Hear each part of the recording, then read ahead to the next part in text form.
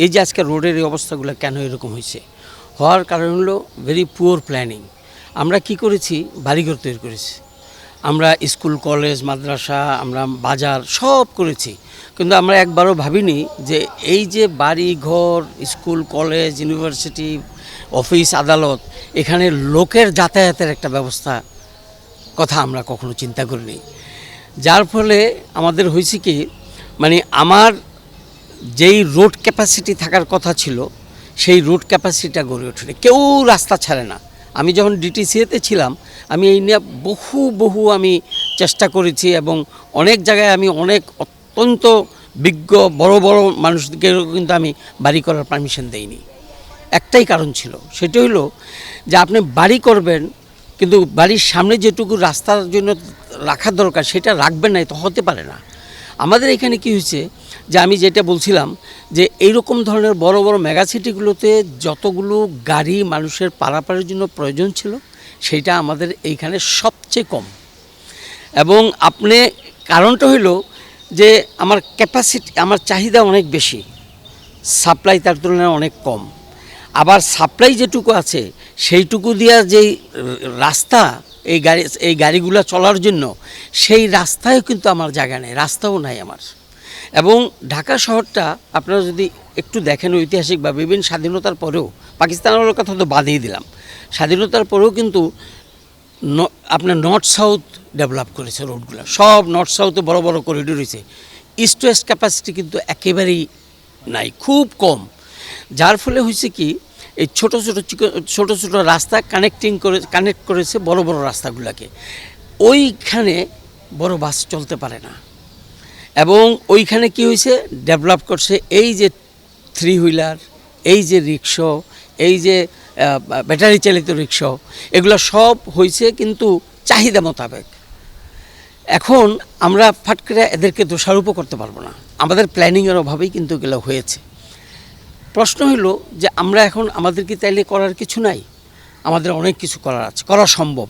যেমন bus route transformation যখন আমরা করি, আমরা এটা নিয়ে যখন ডিটেল স্টাডি করি, বিরাট স্টাডি, এটা যখন আমরা স্টাডি করি তখন আমরা পৃথিবীর বড় অনেকগুলো শহর যেমন প্যারিস, নিউ ইয়র্ক, লন্ডন, এদিকে সিঙ্গাপুর, তারপর অস্ট্রেলিয়া, সিডনি, এই সকল সিটিগুলোতেও আমরা দেখেছি, দিল্লি, যে ওরা কিভাবে এই ধরনের সিচুয়েশানকে ঐতিহাসিকভাবে ফেস করে আসছে।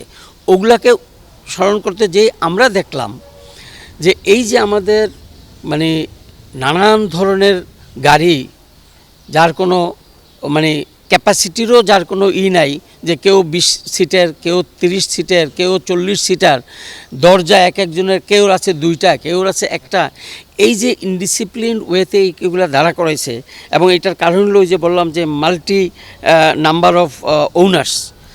আমাদের এটা, আমি যেহেতু এটা বিরাট প্রজেক্ট, আমি শুধু আপনাকে এইটা বলতে পারি, মানে আমি খুব সংক্ষেপে আমি আপনাকে বলি।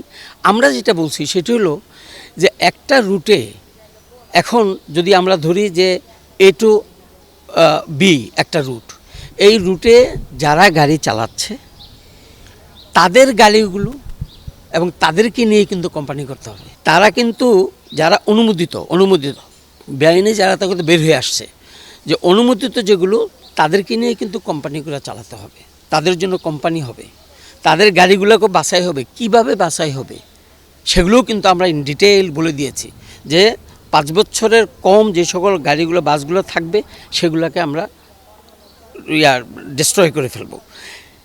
যত গাড়ির দরকার আছে সেগুলো স্টাডি হয়েছে, এবং আমাদের স্টাডি ছিল সেকেন্ডারি ডাটার উপরে, বিআরটির ডাটার উপরে।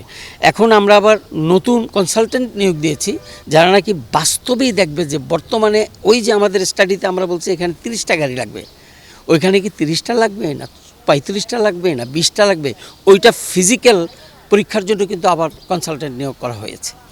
তো আমরা বলছি যে এই যে আমরা কোম্পানি তৈরি করব যারা চালাচ্ছে তাদের দিয়েই, এবং তাদের গাড়িগুলোকে আমরা একটা ডিসিপ্লিনে আনবো।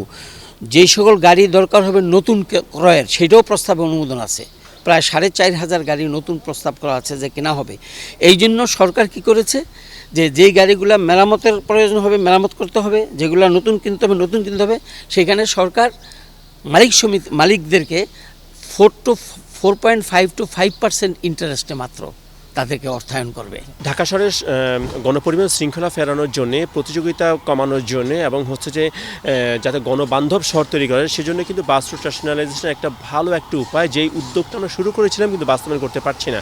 বাট এখন যদি আমরা আবার শুরু করতে পারি, কিছু বিষয় আমাদের খেয়াল রাখতে হবে। প্রথমত হচ্ছে যে চালক চালাবেন তার নিয়োগপত্রটাকে কমপ্লিট করতে হবে, তা না হলে কিন্তু দেখা যাবে যে ওই অতিরিক্ত যাত্রী বা টিকিট ছাড়া যাত্রী তারা কিন্তু বহন করবে, যা কিনা আমার এই সিস্টেমে একটা ভায়োলেশন।